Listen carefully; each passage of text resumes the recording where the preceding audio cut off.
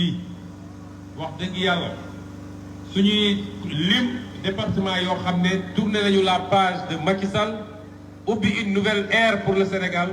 ñu ne Mbour mu nga ci loowu département yi wala sax ci premier yi la bokk loolu mooy enjeu élection bi parce que jàngoro Sénégal ñëpp xam nañ ko gis ngeen fi ñu jaar yëpp moo tax concert casserole bi dafa amoon ñaari signification bu njëkk bi mooy def bruit pour wone suñu mécontentement parce que moyen d'expression la comme beneen waaye ñaareel bi te loolu tax suñu yaay yi ak suñu jigéen ñi gënoon ci sawar mooy wane ni seeni casserole ak seeni cin baxatul ni mu waroon baxee parce que dëkk bi métti na moo tax fi ñu jaar yépp jigéen ñi dañoo génn yor ay cin yor ay bool yor ay kuddu ci moir dëpp ko war ñu ni ñoom sonn nañu moo tax bu ñu demee assemblée nationale su ngeen wóoloo Yewwi Askan Wi ngeen may ma tuuti ma cof benn aspect ci suñu programme te foofu laa yem parce que fu ñu dem dinañ génne benn aspect parce que waa ji dafa mënul xam-xam bi dafa des ba pare mu nekk au service des tubaab jaamu intérêt tubaab yi la jiital ci lan mooy yitte sénégalais yi loolu nag moo tax dund bi métti ci Sénégal premier aspect bi ma wax mooy bu dee ñun dem nañu assemblée nationale bokk na ci mesures yi ñuy gën a njëkk a jël parce que assemblée nationale bu ñu fa demee du ñun ñooy gouverner waaye kuy gouverner day obligé trouver des compromis def ay arbitrage ak ñun bu àndee li ñuy wax loi de finances initiale mooy budget bi ngeen dégg bu àndee budget bi nag ñu gis ne budget bi moom ay yitteem mooy ni may def ba tabax ay stade tubaab yi lebal ma xaalis bu dul jeex 150 milliards ji andi seeni société imposé ma ko lu waroon jar 90 milliards ñu facturé ma ko 150 milliards ba pare xaalis bi dellu ci ñoom ci seeni entreprise te duñ ci fay dërëm ci impôt bu ñu indilee lu mel noonu ñu ne ko lii du priorité mooy Sénégalais yi bëgg nañu lekk lu baax bëgg nañu faju bëgg nañu am école yu baax bëgg nañu am aafiya ci seen bopp loolu mooy priorité Sénégal fi mu toll nii te bu boobaa nag foog mu obligé ñëw waxtaan ak ñun naka la ñuy def pour wàññi dund bi moo wax leen ko tey lii moom xamu ko mënu ko parce que xam-xamam eggul foofu boo bëggee wàññi dund bi li ngay njëkk a def mooy li nga xam ne mooy l'impôt bi ñu teg ci dund bi nga jël ay produits yoo xam ne produits de première nécessité la c'est des produits de base yoo xam ne Sénégal yi dañ koo soxla ceeb bi diwlin bi ak yeneen soo ko mënul exonérer da nga fay def li ñuy wax une fiscalité allégée da ngay wàññi impôt bi ñu ciy teg est-ce que xam ngeen li tax carburant bi yokku mooy soo jëlee tey 1 litre essence lu mat 60% bi ay taxes la yoo xam ne ci état bi la jëm suñu la nee 700 francs lay jar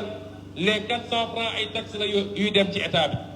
bu état bi nangu woon wàññi ay taxes am tuuti rek def ko 200 francs litre bi ñëw à 500 francs loolu mooy parce que nag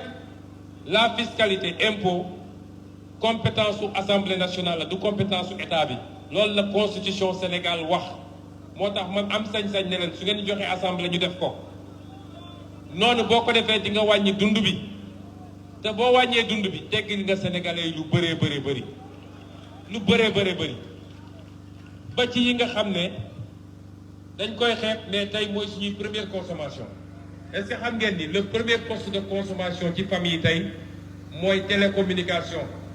boo jëlee ci kër papa ji dina yor téléphone yaay yor téléphone doom yi kenn ku nekk te ñëpp bëgg nañu connecté wu li ñuy dépensé ci jour ci internet moo ëpp li ñuy dépensé ci jour pour lekk ci biir kër gi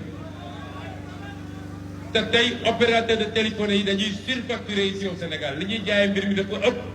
il faut état am sañ-sañ intervenir ne leen nañu wàññi coût yi ba pare ñu wàññi fiscalité bi ci nekk te loolu am nañu sañ-sañ bi bu ñu demee assemblée nationale lii nag boo ko defee suba dinañ taxaw ne way li muy wax ay utopie la parce que état bi fan lay jëlee ressource état bi dafa am lu ñuy wax ay niche fiscale yoo xam ne ay milliards yi milliards lañ ciy ñàkk chaque année. Dernier rapport bi ñu def sur la ñuy wax les dépenses fiscales exonération yi nga xam ne jox nañ ko secteur minier bi jox ko secteur pétrolier bi jox ko multinationales yi. Dernière évaluation bi ñu def mooy Sénégal dina ci ñàkk 800 milliards at bu nekk te 800 milliards yooyu on n'a pas évalué 50% des mesures. Ça veut dire que 800 milliards yi bu dem 1400 milliards la ñuy ñàkk chaque année wala 1600 milliards yoo xam ne suñ ko jaaraloon fu ñu ko war a jaaree dinañ mën a wàññi dund gi dinañ mën a wàññi loyer bi dinañ mën a wàññi yii nga xam ne tey moo sonal Sénégalais yi. nii la ñuy yoree réew boo ko buggee defar ak boo amee yërmande ci sa askan. tey ci pàcc boobu laay yem ci jukki parce que la fiscalité bokk na ci compétence su assemblée nationale te ñun yërëm nañu Sénégalais yi sonn nañ dañu naan ndaw ñu sonn nañu waaye fu ndaw sonnee rek yaayam sonn na baayam sonn na kon Sénégalais yépp a sonn am nañu sañ-sañ nag bokk na ci li mën a wàññi le coût de la vie waaye Sénégal am 718 kilomètres de côte kenn ëpp ñu jën gi yëpp jaay nañ ko. accord yi ñu signé ak Union européenne signé ko ak Chine signé ko keneen ak keneen bu ñu demee assemblée nationale dañuy imposer ñu andi accord yi biir assemblée nationale parce que am nañ ci sañ-sañ gouvernement bi ñëw expliqué wu lañ ci war a dénoncé ñu dénoncé ko parce que jën gi ñun ñoo ko moom ku ciy nappi da nga ko war a débarquer fii suñ koy transformé ñu transformé ko fii dugal ko en pot exporté ko andi devise ci biir Sénégal kon élection yi du élection caaxaan. mën nañu commencé dimbale Sénégalais yi 2022 bi